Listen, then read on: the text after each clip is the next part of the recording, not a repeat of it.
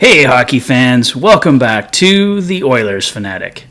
I have some news and notes for you guys today, and I'll cover off some more by request topics. If this is your first visit to the channel, please consider liking and subscribing, and you can also follow along on social media on Twitter and Instagram at Oilers Fanatic YT. Let's get started. First up, some potential Pto Targets are officially off the board for the Oilers. Tyler Bozak has re-signed with the St. Louis Blues on a one-year $750K deal, and Jimmy Vesey, Mark Jankowski, and Tyler Wotherspoon have all signed PTOs with the New Jersey Devils. The Oilers were back on the ice again for an informal skate, and Connor did a media availability. It's awesome to see everyone back. Can't wait to get this season started. You can only talk about things so much, and you want to see the results of all the changes. Zach Hyman, Duncan Keith, Warren Foegele. Want to see how all the guys fit in. Next up, Mark Spector of Sportsnet published an article today detailing an interview he had recently with Oilers GM Ken Holland. The prevailing message was the time is now for the Oilers to take the next step. Just making the playoffs isn't good enough anymore. The Oilers have to do some damage when they get there. Holland isn't 100% happy with his goaltending and is still making inquiries. Bob Stauffer also had Mark Spector on as a guest on Oilers Now today, and they talked extensively about the Oilers' goaltending situation. We heard Dimitri Samarukov's name come up regarding Jonas Korpisalo earlier in the summer, when there were some rumors about a trade happening there. But apparently he was also discussed in the failed Darcy Kuemper acquisition, where Darcy Kuemper ended up going to the Colorado Avalanche. The Coyotes apparently valued Connor Timmins, who was the prospect that they got from gave to Arizona, over Dimitri Samarukov.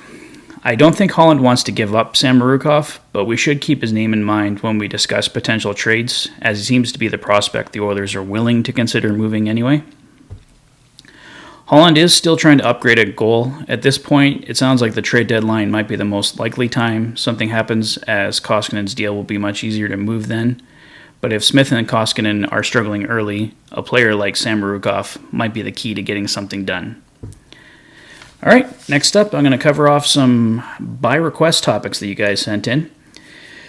These topics all pertain to prospects. The topics sent in were asking me to do some prospect profiles, and these requests were sent in by Scout the Dog and Mark Kruda. And the other ones were my top 10 Oilers prospects and rank them, and this was requested by RC Productions, Nolan, and Joe Sink. And 3 Oilers prospects who don't get talked about enough, and that was requested by Elijah Hardy. So I've kind of mixed all of these topics together and trying to answer them all at the same time for you. So here are my top 10 prospects and how I would rank them as of today. At number 1, Dylan Holloway. In terms of being NHL ready, I think Holloway is the Oilers' best bet right now. His thumb injury is going to keep him out of the lineup for the time being, and we might be hearing even more on that. I saw that that could be extended possibly, so we might not see Holloway for quite a while, but for now it's just temporary. He'll probably still need some time in Bakersfield, but he is the most exciting prospect for me right now. At number 2, Tyler Benson. Benson is a prospect that's been brewing for years now in Bakersfield, and he has to win a job this year in camp. I hope he does. I want to see what he can do at the NHL level. At number 3, Ilya Konovalov. Konovalov is another prospect that I'm really excited about. We do all have to keep our excitement in check, because there is always the possibility he's just not capable at the NHL level. He's posted solid numbers in the KHL, though, and there's a chance he's a future number 1 for the Oilers. Another knock I've heard against him is that he's a bit shorter. Goalies are usually bigger nowadays, but that's not a huge reason why he can't succeed. Number 4, Xavier Borgo. That was the Oilers' number 1 pick this year. He's likely still at least 2 years away from a possible Oilers addition, a year in junior and probably a year or more in Bakersfield. But I know we all can't wait to see what he can do. There is talk of him having a 50-goal season this year, and he could be a future line mate for Connor, which would be awesome. Number 5, Stuart Skinner. Many people would probably rate Skinner ahead of Konovalov, but with the success that Konovalov has had in the KHL, considering it's the second best league in the world, Skinner is second in my ranking for the time being. I hope he keeps excelling though, and with strong play he could easily prove to be the better prospect.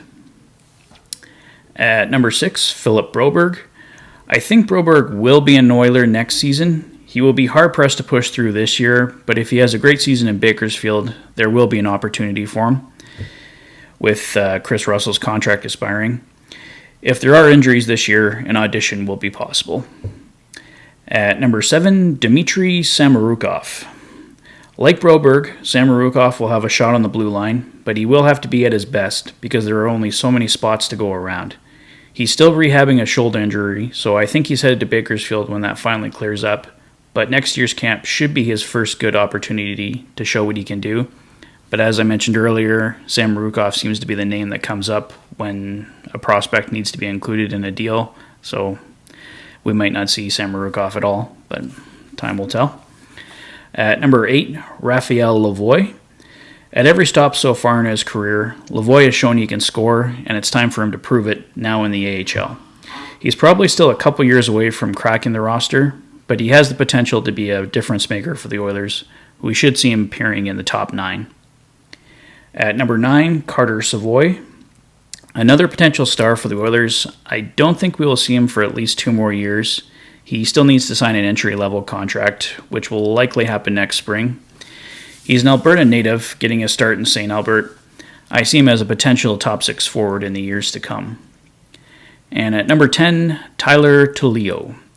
Fresh off signing his entry-level contract with the Oilers, Tullio will be captain of the OHL's Oshawa Generals for the upcoming season.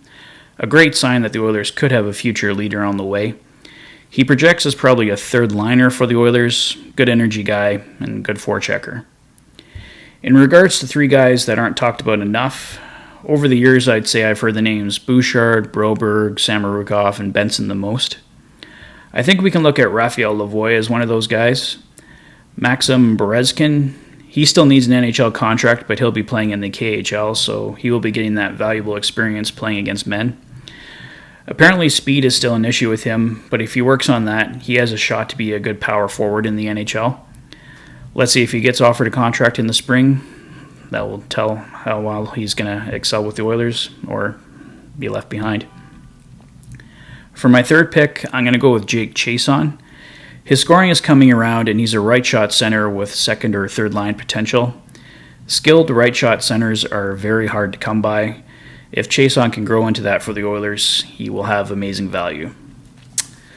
All right, that's all for today, guys. Once again, if you haven't already, please hit that like and subscribe button to stay up to date on all the latest surrounding the Edmonton Oilers. Sound off in the comments section below with any of your thoughts from today's video. And as always, guys, thanks for your time and support. You've been listening and watching the Oilers Fanatic. Thanks for being a fan.